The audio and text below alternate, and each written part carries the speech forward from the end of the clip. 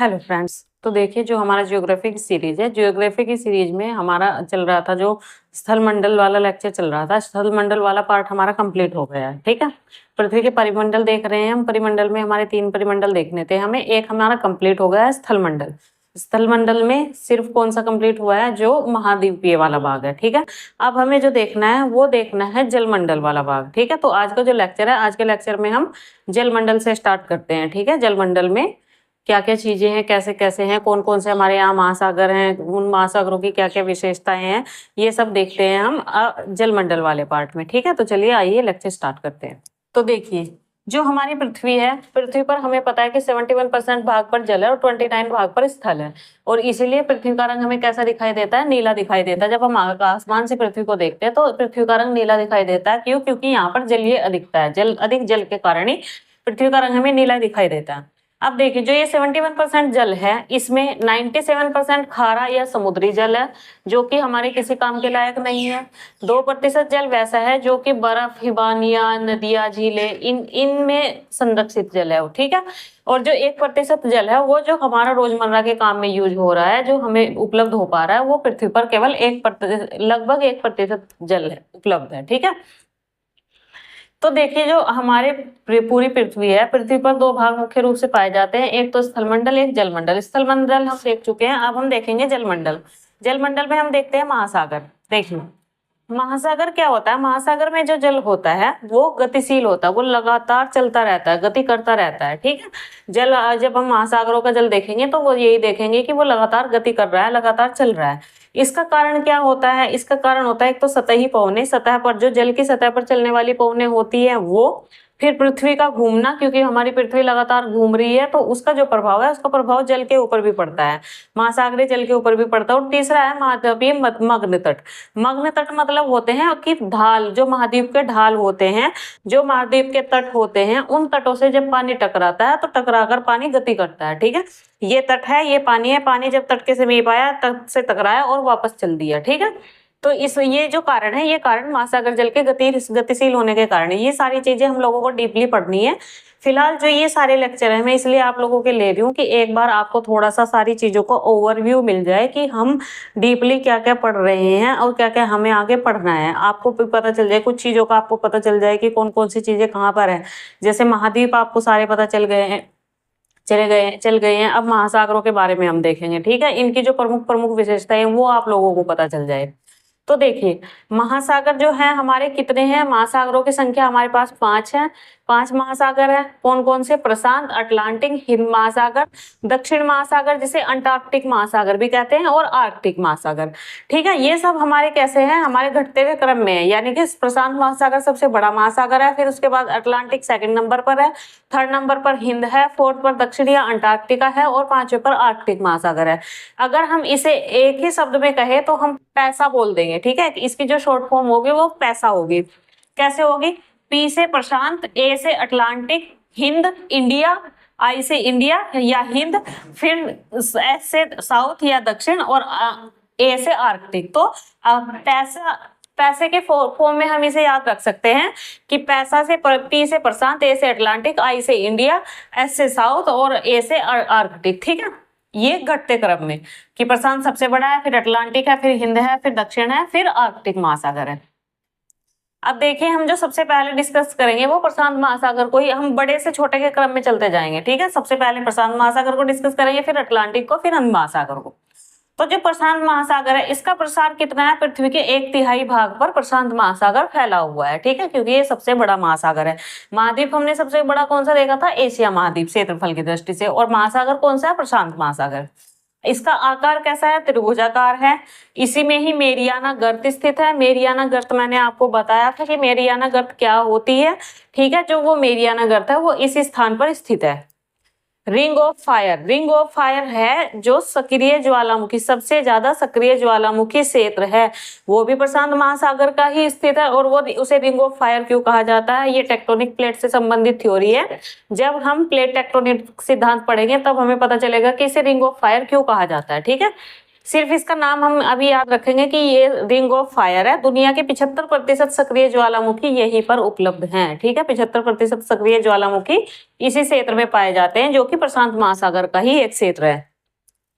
फिर इसमें द्वीप कितने हैं? इसमें लगभग 25,000 छोटे और बड़े द्वीप हैं, ठीक है, लगभग 25,000, एग्जैक्ट नहीं है। और इन द्वीपों को 3 मुख्य भागों में बांटा गया है। कौन कौन से? एक तो पोलिनेशियाई द्वीप, दूसरे माइक्रोनेशियाई और तीसरे मेलानेशिया। तो पोलिनेशिया द्वीप में कौन कौन से द्वीप आते हैं, इसकी क्या विशेषताएं हैं? पोलिनेशिया में जो सबसे बड़ा द्वीप है वो हवाई द्वीप समूह है, ठीक है। इसके उत्तर में माउना लोआ, किलारुआ जैसे सक्रिय ज्वालामुखी है, ठीक है। उसके बाद इसके दक्षिण पश्चिम में न्यूजीलैंड स्थित है, जो कि यहाँ का सबसे बड़ा द्वीप है, जिसकी जनजातियों को माओरी कहा जाता है, माओरी। फिर एक जो दक्षिण पूर्व क्षेत्र है प्रशांत महासागर का, इसमें ईस्टर द्वीप पाया जाता है। ईस्टर द्वीप में योई नामक एक विशाल पत्थर की मूर्तियां होती हैं। ये प्रसिद्ध है योई के लिए, ईस्टर द्वीप योई के लिए प्रसिद्ध है। योई क्या होती है? ये पत्थर के जैसे में विशाल मूर्तियां होती है, ठीक है। फिर टोंगा में एक फ्रेंडली आइलैंड है, फ्रेंडली आइलैंड उसका नाम है, जो कि प्रशांत महासागर का एकमात्र द्वीपीय राष्ट्र है जहां पर राजशाही वर्तमान समय में भी विद्यमान है, ठीक है। कौन सा है? Friendly island. फिर पोलिनेशिया त्रिभुज किसे कहा जाता है? पोलिनेशिया त्रिभुज में कौन कौन से द्वीप आते हैं, कौन कौन से क्षेत्र आते हैं? ये क्वेश्चन आता है हमारा पोलिनेशिया से। तो इसमें हवाई द्वीप, न्यूजीलैंड और ईस्टर द्वीप, ये तीनों शामिल है, हवाई, न्यूजीलैंड और ईस्टर द्वीप, ठीक है। फिर सेकंड नंबर पे है हमारा प्रशांत महासागर में ही माइक्रोनेशियाई द्वीप। इसका अर्थ क्या होता है? इसका अर्थ होता है छोटे छोटे द्वीपों का क्षेत्र। इसका अर्थ होगा, इसका विभाजन भी कितने द्वीप समूह में किया गया है? 4 में किया गया है। कौन कौन से हैं? सबसे पहले मारियाना द्वीप समूह, इसमें गुआम व उत्तरी मारियाना दोनों राज्य शामिल है, ठीक है, गुआम और उत्तरी मारियाना प्रमुख रूप से। दूसरा है कैरोलिन द्वीप समूह, इसमें पलाऊ और माइक्रोनेशिया का जो राज्य है वो स्थित है, पलाऊ और माइक्रोनेशिया, ठीक है। तीसरा है मार्शल द्वीप समूह और चौथा है गिलबर्ट द्वीप समूह। ये किस में आते हैं? ये आते हैं माइक्रोनेशिया में, ठीक। उसके बाद एक याप द्वीप है, यहाँ माइक्रोनेशिया क्षेत्र में ही याप द्वीप है, जो कि अपनी पत्थर की मुद्रा के लिए प्रसिद्ध है, कि वहां पर जो मुद्रा है वो पत्थर की चलाई जाती है याप द्वीप में।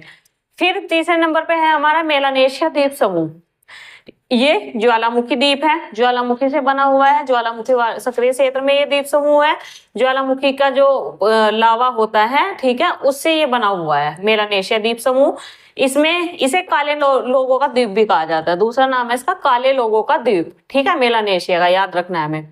फिर इसके अंदर जो देश है वो कौन कौन से हैं? पपुआ न्यू गिनी, ये इस द्वीप का सबसे बड़ा देश है। यहाँ की सबसे ऊंची चोटी माउंट विल्हेम है, ठीक है, माउंट विल्हेम सबसे ऊंची चोटी है। फिर सर्वाधिक जनसंख्या इसी द्वीप में पाई जाती है। फिर दूसरा देश इसमें फिजी आएगा, मेलानेशिया में ही फिजी। फिजी भारतीय प्रवासी की बड़ी आबादी है, वहां पर बहुत मतलब वहां पर जो ज्यादा आबादी है वो भारतीय लोगों की है। फिर सोलोमन, वानुआतू या और न्यू कैलेडोनिया, ये जो द्वीप है ये द्वीप रिंग ऑफ फायर पर स्थित है, ठीक है। इसमें जो न्यू कैलेडोनिया क्षेत्र है वो फ्रांस का विदेशी क्षेत्र है। एक तो हमें ये याद रखना है न्यू कैलेडोनिया के लिए, और दूसरा हमें ये याद रखना है कि दुनिया का 10% निकेल का उत्पादन यहीं पर होता है, ठीक है। कहाँ पर? न्यू कैलेडोनिया में दुनिया का 10% का निकेल उत्पादन। उसके बाद बोगनविले, बोगनविले एक द्वीप है जो सोलोमन द्वीप समूह का हिस्सा है, ठीक है, सोलोमन द्वीप समूह का हिस्सा है बोगनविले, और वो अभी पपुआ से, जो पपुआ न्यू गिनी है, उससे अपनी स्वतंत्रता के लिए प्रयास कर रहा है, और हो सकता है कि आने वाले समय में वो विश्व का एक नवीन देश बन जाए, ठीक है, हमें एक नया देश पता चले कि बोगनविले भी एक नया देश बन गया विश्व पटल पर। फिर ग्रेट बैरियर रीफ, ये भी प्रशांत महासागर का ही हिस्सा है। प्रशांत महासागर में महासागरीय धाराएं कौन कौन सी हैं? जो गर्म धाराएं हैं वो क्यूरोसियो की धारा है, उत्तरी प्रशांत प्रवाह है, पूर्वी ऑस्ट्रेलियाई धारा है, और जो ठंडी धाराएं हैं वो ओयाशियो की धारा है, पेरू या हम्बोल्ट की धारा है, और कैलिफोर्निया की धारा है, ठीक है। धाराएं हमें सारी पढ़नी है, सारी डीपली पढ़ेंगे हम, जल धाराएं भी, महासागरीय धाराएं भी, क्योंकि ये सारी, इन सबसे हमें क्वेश्चन एग्जाम में, सारे एग्जाम में लगभग देखने को मिलते हैं। लेकिन फिलहाल तो हम सिर्फ ओवरव्यू ले रहे हैं सारी चीजों का, कि कौन कौन सी चीज हमारी जो विश्व का मैप है उस पे कहाँ कहाँ है, हमें थोड़ा सा बस आइडिया लग जाए, ठीक है।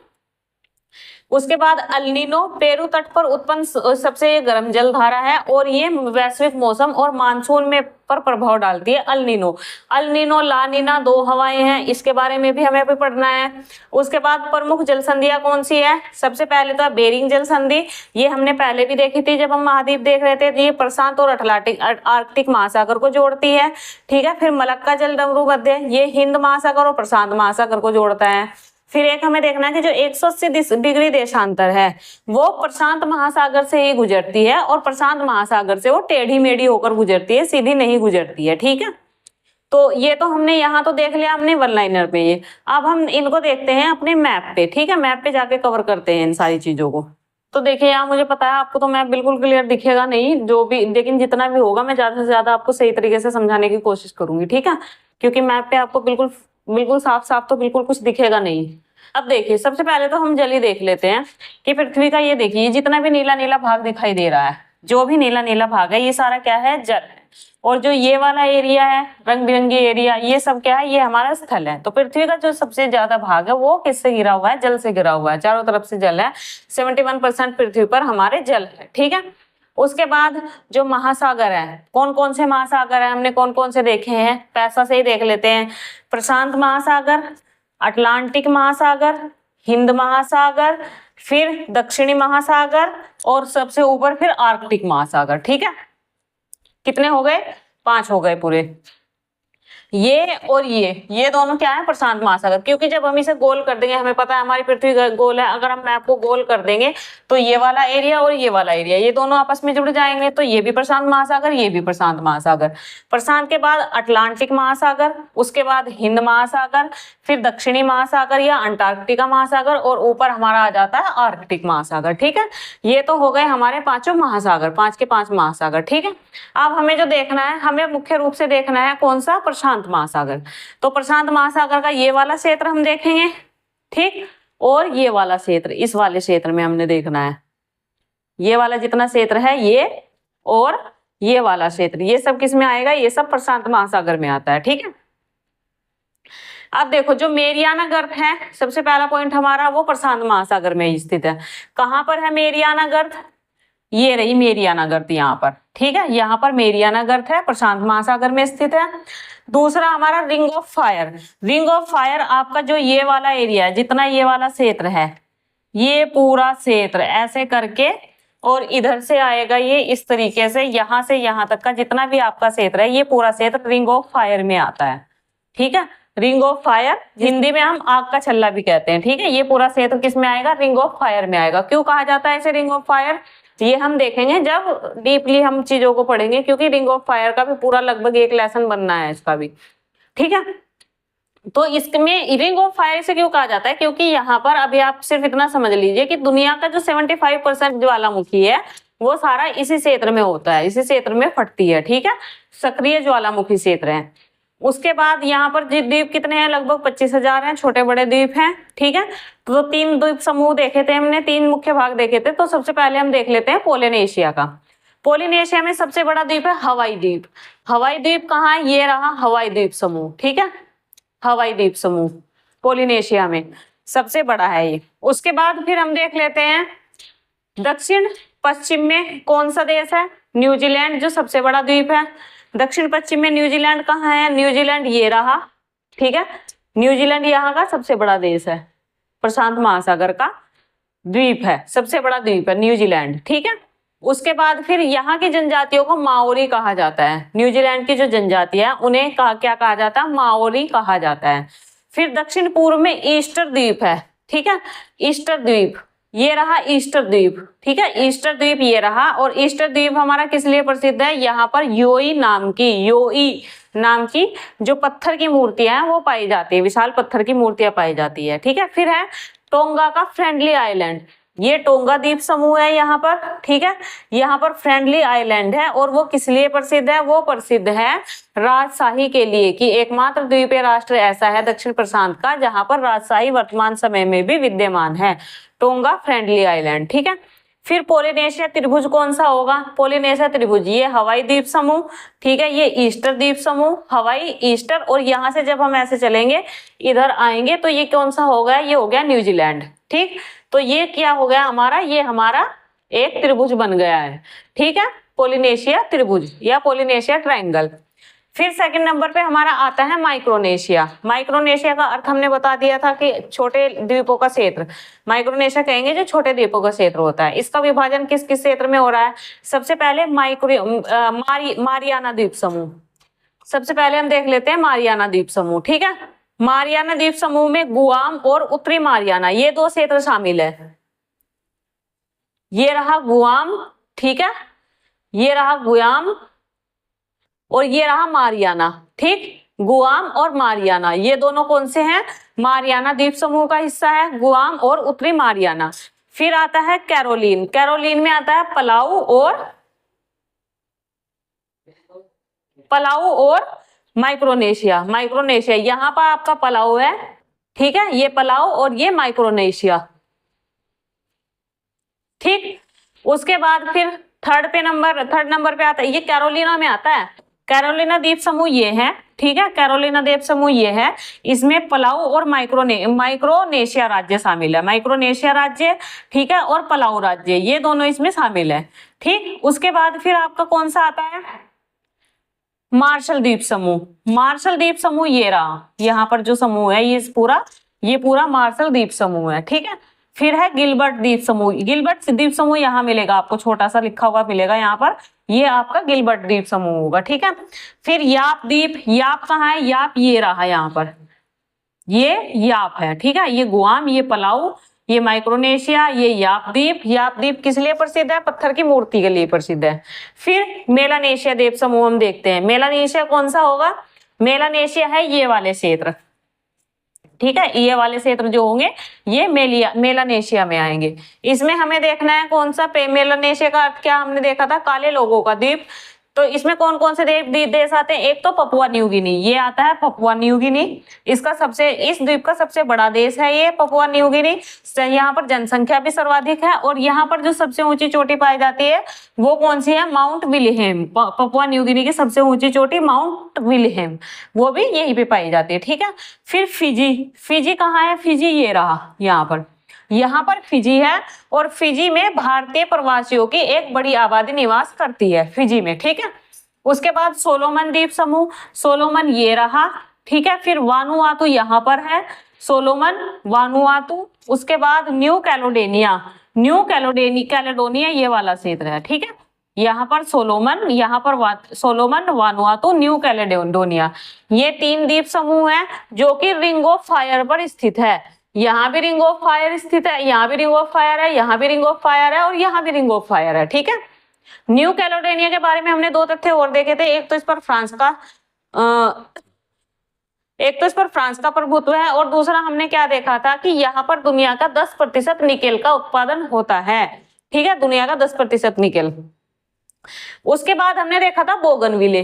बोगनविले ये रहा, ठीक है, बोगनविले ये किसका है? सोलोमन द्वीप समूह ये रहा सोलोमन द्वीप ये रहा। और बोगनविले जो है सोलोमन द्वीप समूह का हिस्सा है। पपुआ न्यू गिनी का इस पर अधिकार है वर्तमान समय में और ये इससे अलग होने के प्रयास कर रहा है बोगनविले, ठीक है। फिर great barrier reef, great barrier reef हमारी कहाँ आएगी? ये वाली आएगी ग्रेट बैरियर रीफ। ये जितनी है ये सारी हमारी कौन सी है? ग्रेट बैरियर रीफ है, ठीक है। ये भी प्रशांत महासागर का हिस्सा है, ठीक है, ये भी प्रशांत महासागर का हिस्सा है। महासागरीय धाराएं आपको मैप पे नहीं देखनी है। महासागरीय धाराओं में तो भी आपको नाम याद रखने हैं। गर्म धाराएं क्यूरोसियो, उत्तरी प्रशांत प्रवाह, पूर्वी ऑस्ट्रेलियाई धारा, और ठंडी है ओयोसियो, पेरू हम्बोल्ट और कैलिफोर्निया की धारा। अल्निनो का भी, अल्निनो आपके कहाँ से पैदा होती है? ये पेरू है, पेरू से उत्पन्न होती है अल्निनो। सिर्फ आप इतना याद रख लीजिए कि पेरू तट से अल्निनो की धारा उत्पन्न होती है जो कि वैश्विक मौसम और मानसून पर अपना प्रभाव डालती है, ठीक है। उसके बाद प्रमुख जल संधियां कौन कौन सी है?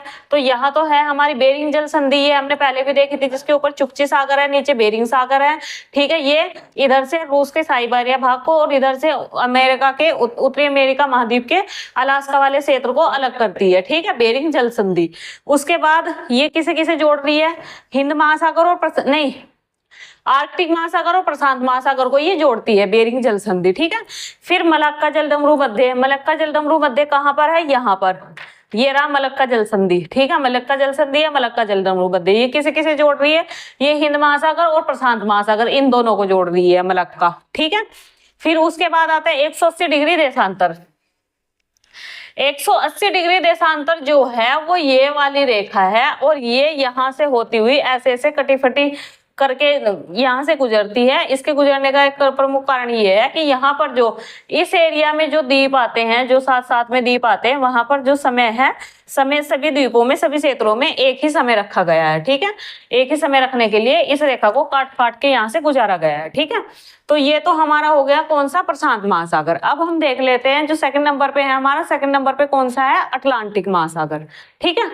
तो देखिए जलमंडल में जो हम हमारा दूसरा महासागर है वो है अटलांटिक महासागर, महत्वपूर्ण महासागर है ये भी, ठीक है। इसके बारे में थोड़ी डिटेल देख लेते हैं। तो इसमें सबसे पहले तो हम देखेंगे इसकी आकृति, आकृति कैसी है इसकी, एस आकार, अंग्रेजी का जो एस अक्षर होता है उसके समान इसकी आकृति है। इसकी तटरेखा जो है वो दंतुरित है। अब देखो दंतुरित शब्द ऐसा शब्द है कि बंदा सुन के ये सोच में पड़ जाए कि यार दंतुरित है क्या चीज है।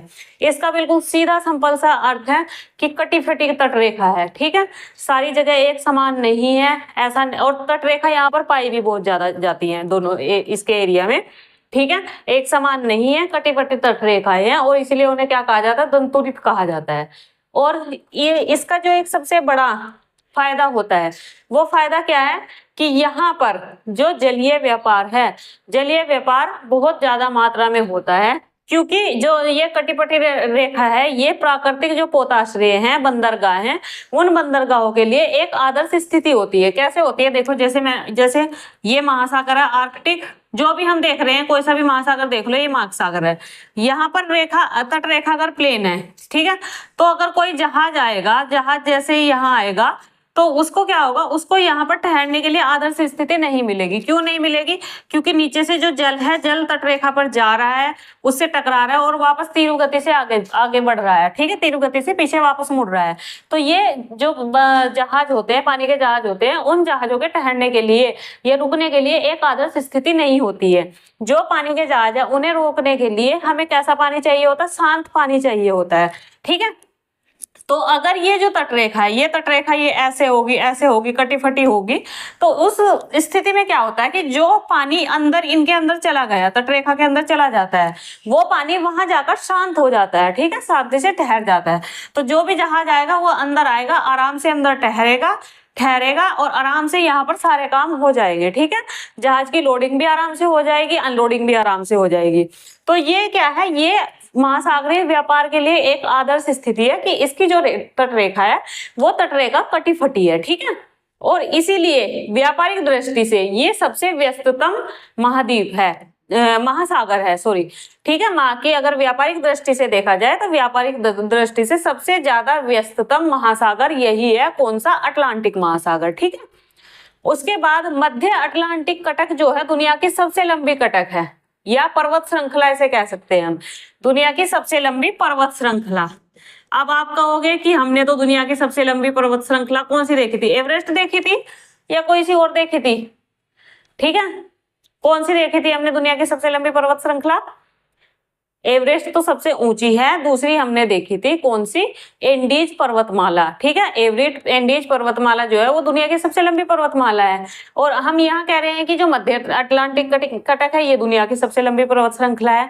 तो दोनों में डिफरेंस है। डिफरेंस क्या है कि जो एंडीज पर्वतमाला है वो तो है स्थल पर, ठीक है, स्थल पर सबसे बड़ी लंबी, और जो ये मध्य अटलांटिक कटक है, ठीक है, ये है जल में, जलीय भाग में, ठीक है। तो अगर हम कहें कि स्थल पर सबसे जो लंबी पर्वत श्रृंखला है वो कौन सी है, वो एंडीज है। और अगर हम पूरी पृथ्वी पर उसमें जलीय भाग भी शामिल करते हैं, स्थलीय भाग दोनों शामिल करते हैं, तो जो सबसे लंबी पर्वत श्रृंखला है वो हमारी कौन सी होगी, मध्य अटलांटिक कटक होगी। मध्य अटलांटिक कटक दुनिया की सबसे लंबी पर्वत श्रृंखला है। हमें ये ध्यान रखना है कि ये पानी के नीचे है और जो एंडीज है वो स्थल पर है, ठीक है। और इसका प्रसार कहाँ है, इसका प्रसार उत्तर में आइसलैंड से लेकर दक्षिण में बोवट द्वीप तक है, ठीक है। आइसलैंड से लेकर बोवट द्वीप तक इसका प्रसार है, वो हम देखेंगे, मैप पे देखेंगे कि कहाँ कहाँ है ये दोनों स्थान। इस महाद्वीप का, महासागर का, महाद्वीप का नहीं, यहाँ महासागर होगा, ठीक है। इस महासागर का सबसे गहरा स्थान प्यूर्टो रिको ट्रेंच है, ठीक है, ये भी देखेंगे हम कहां पर है। फिर सार्गेसो सागर, सार्गेसो सागर जो है वो एक ऐसा सागर है जिसका कोई तट नहीं है, ठीक है, बिना तट वाला ये सागर है, कोई आसपास इसके तट नहीं है। इसका दूसरा नाम महासागर का मरुस्थल है, घोड़ा अक्षांश से ही कहा जाता है। बरमूडा जो ट्रायंगल है वो इसी सागर में पाया जाता है, इसी सागर में है, ठीक है। अब देखिए, इसे हमारे मन में ये बात उठनी तय है कि अगर इसको सागर नाम दिया गया, इसका कोई तट क्यों नहीं है, तट तो होना चाहिए था, ठीक है। देखिए इसे सागर क्यों कहा गया है, क्योंकि मान लीजिए ये सार्गेसो सागर है, तो इसके जो चारों तरफ इसका जो बाहर का भाग है, ठीक है, इसके चारों तरफ समुद्री हवाएं, समुद्री जलधाराएं बहती हैं, ठीक है, चारों तरफ एक घेरा बना लेती हैं, ठीक है। जितनी भी बहती हुई जलधाराएं हैं वो चार जलधाराएं इसके चारों तरफ एक घेरा बना लेती हैं और वो घेरा ही इसके तट का काम करता है। वो क्या होती है, वो बाहर का जो वातावरण है, बाहर की जो हवाएं हैं, कुछ भी चीज है, उसे अंदर नहीं जाने देती। तो यहाँ का जो पानी है, यहाँ का पानी बिल्कुल शांत है, स्थिर है। यहाँ पर एक घास पाई जाती है जिसे सारगेसम घास कहा जाता है, सारगेसम घास, ठीक है। और इसी कारण इस सागर का नाम क्या पड़ा है, सार्गेसो सागर पड़ा है। इसे, ये जो क्षेत्र है, इस क्षेत्र को में मछलियों का जो उत्पादन है वो भारी मात्रा में होता है, क्योंकि जो यहाँ पर जो सारगेसो घास है वो समुद्री जीवों का खाद्य पदार्थ है, ठीक है, समुद्री जीवों का खाद्य पदार्थ है सारगेसम घास, ठीक। इसके अलावा ये घास जैविक खाद के रूप में भी प्रयोग की जाती है, जैविक खाद के रूप में भी पशु प्रयोग की जाती है, पशु आहार में भी प्रयोग की जाती है, और इसके अलावा इसका प्रयोग आयोडीन और एंटीऑक्सीडेंट के लिए भी किया जाता है, आयोडीन और एंटीऑक्सीडेंट्स, ऑक्सीडेंट्स, ठीक है, इसमें भी इस घास का प्रयोग किया जाता है, सारगेसो घास का। और इसी घास में मीथेन और जैव ईंधन की जो संभावनाएं हैं वो तलाशी जा रही हैं, ठीक है, मीथेन और जैव ईंधन की संभावनाएं तलाशी जा रही हैं, ठीक। तो देखिए सारगेसो सागर जो है, सारगेसो सागर एक बिना तट वाला सागर है। अगर क्वेश्चन आए कि बिना तट वाला सागर कौन सा है, तो आंख बंद करके लगा देना, सारगेसो सागर है, ठीक है। क्यों है बिना तट वाला सागर, क्योंकि इसके चारों ओर जलीय धाराएं बहती हैं, इसके चारों ओर जलीय धाराएं बहती हैं, और वो यहाँ पर एक ऐसे व्यूह का निर्माण कर देती हैं, एक ऐसे चक्र का निर्माण कर देती है जिससे कि बाहर के वातावरण में जो भी हवाएं हैं, जल है, कुछ भी है, वो इसके अंदर नहीं जा पाता है। और इसीलिए जो सारगेसो सागर है, इसका जो पानी रहता है वो पानी हमेशा शांत रहता है, स्थिर रहता है, ठीक है।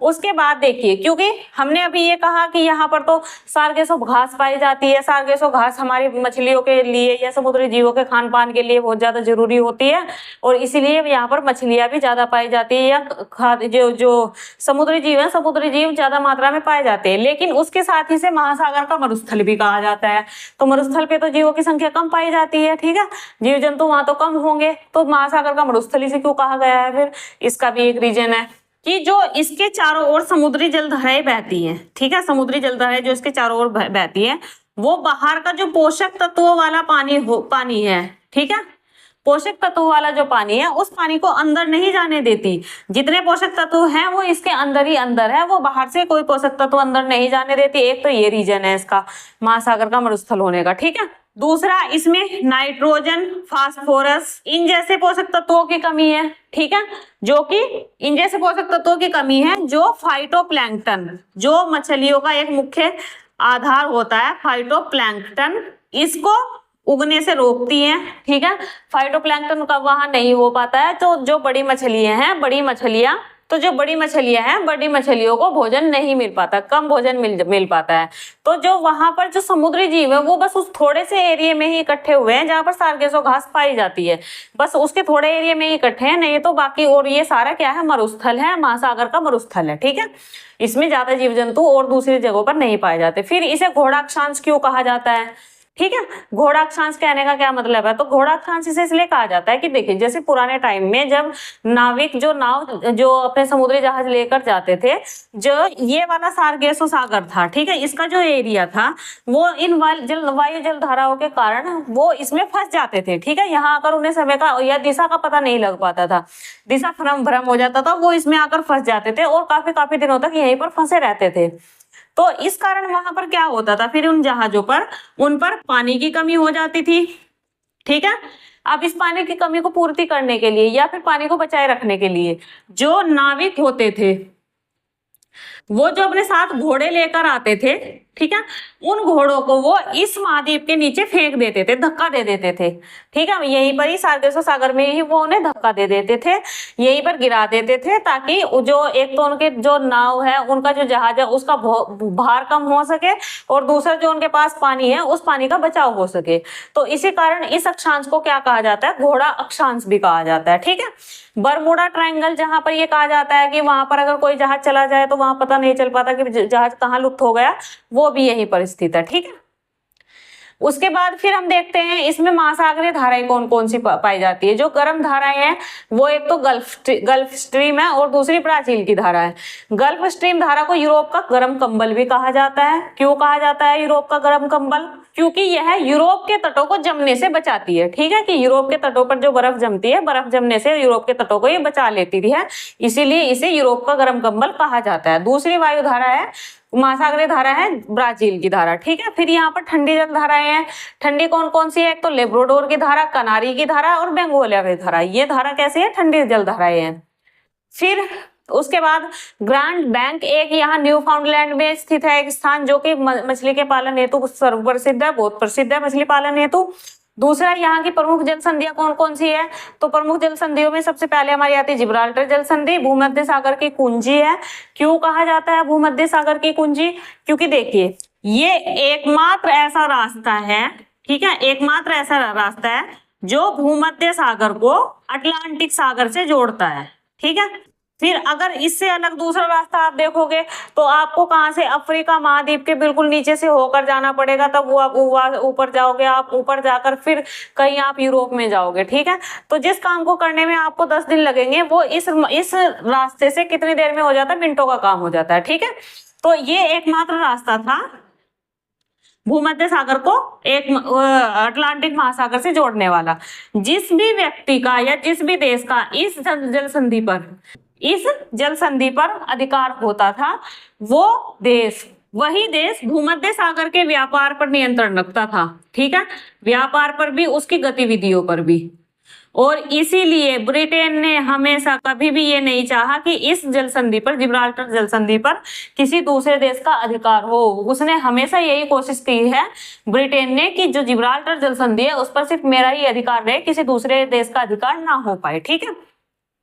दूसरी यहाँ है मैगलेन जल संधि, ये दक्षिण अमेरिका और टिएरा डेल फुएगो एक द्वीप है उसके बीच में स्थित है, ठीक है। तो ये तो हमने देख ली है वन लाइनर में। अब हम देख लेते हैं मैप पर इनकी स्थिति क्या क्या है, ठीक है। अब देखिए सबसे पहले हम देख लेते हैं अटलांटिक महासागर हमारा है कौन सा। ये हमने प्रशांत देखा था दोनों तरफ, ये है अटलांटिक महासागर, ठीक है। आकार इसका ऐसा आकार दिख रहा है ऐसा आकार, ठीक है, दिख रहा है हमें। दूसरा, तटरेखा इसकी जो हमने दंतुरित बताई थी या कटी फटी तटरेखा बताई थी, आप यहाँ से देखना शुरू कर दीजिए। ये सारी जो भी तटरेखा है इसकी, ये कैसी है? कटी फटी है, हर जगह से कट फट रही है, ठीक है। कहीं भी ऐसा नहीं है कि कहीं भी बिल्कुल सीधी तटरेखा है। इधर से देख लीजिए, यहाँ भी सारी तटरेखा जो है इसकी क्या है? कटी फटी है सब, ठीक है। इसीलिए इसे क्या कहा जाता है? दंतुरित या कटी फटी तटरेखा इसको कहा जाता है, ठीक है। और व्यापारिक दृष्टि से ये सबसे व्यस्ततम है, ठीक। उसके बाद देखिए फिर मध्य अटलांटिक कटक हम देखते हैं। ये जो एरिया है, ये क्षेत्र, ये जो कटक है, ये सारी मध्य अटलांटिक कटक का भाग है, ठीक है, मध्य अटलांटिक कटक का भाग। और ये भाग कहाँ तक है? ये यहाँ आइसलैंड है, ठीक है। ये हमने बताया था कि कहाँ तक? आइसलैंड से लेकर बोवेट द्वीप तक इसका विस्तार है। ये आइसलैंड, ये बोवेट द्वीप, ये यहाँ से देख लीजिए मध्य अटलांटिक कटक ये जा रही है, ठीक है। और इसे हमने क्या बताया था? विश्व की सबसे लंबी पर्वत श्रेणी या पर्वत श्रृंखला, ठीक है, विश्व की सबसे लंबी। और क्योंकि जो हमारी स्थल की सबसे लंबी है वो कौन सी है? एंडीज पर्वतमाला, ये यहाँ से यहाँ तक है, ठीक है। ये कौन सी है? ये स्थल की है। और जो जल की है या पूरे विश्व की है वो कौन सी है? मध्य अटलांटिक कटक, ठीक। फिर यहाँ पर महासागर का सबसे गहरा स्थान प्यूर्टो रिको ट्रेंच, ठीक है, ये प्यूर्टो रिको ट्रेंच है यहाँ पर। और ये क्या है? सबसे गहरा स्थान है किसका? अटलांटिक महासागर का। फिर सार्गेसो सागर, ये रहा सार्गेसो सागर, यहाँ पर बरमूडा का तट है, ठीक है, ये बहामा द्वीप समूह, तो ये सारा क्या है, ये सारा सार्गेसो सागर है। यहाँ आपको दिख रहा होगा आसपास कहीं भी स्थलीय भाग नहीं है, ये सारा कैसा है, ये सारा जलीय भाग है, सार्गेसो सागर। फिर महासागरीय धाराएं, गल्फ स्ट्रीम, ये तो हमारी बाद में देखने की चीज है। ग्रैंड बैंक, न्यू फाउंडलैंड, ठीक है, ये रहा न्यू फाउंडलैंड, ये रहा ग्रैंड बैंक, ठीक है, ये न्यू फाउंडलैंड का ही भाग है ग्रैंड बैंक, जो कि किस लिए प्रसिद्ध है, मछली पालन के लिए प्रसिद्ध है। और क्यों प्रसिद्ध है, क्योंकि यहाँ पर एक गर्म जलधारा, एक ठंडी जलधारा, दो जलधाराएं आपस में मिलती है, उनके मिलने से जो मछली उत्पादन है, मछली उत्पादन का एक अच्छा क्षेत्र यहाँ पर बनता है, अच्छी परिस्थितियां यहाँ पर पैदा होती है, और इसलिए ये मछली उत्पादन के लिए सबसे ज्यादा प्रसिद्ध है ग्रैंड बैंक न्यू फाउंडलैंड में, ठीक है। उसके बाद प्रमुख जल संधियां, जल संधि हम देख लेते हैं कौन सी, जिब्राल्टर, ये रही आपकी जिब्राल्टर जल संधि। यहाँ पर ये अफ्रीका महाद्वीप, ये यूरोप महाद्वीप, ये अमेरिका महाद्वीप, ये उत्तरी अमेरिका, ये दक्षिणी अमेरिका, दक्षिणी अमेरिका, ठीक है। अब देखिए इसे भूमध्य सागर की कुंजी क्यों कहा गया है, इधर हमारा भूमध्य सागर है, इधर हमारा कौन सा है, अटलांटिक महासागर, ठीक।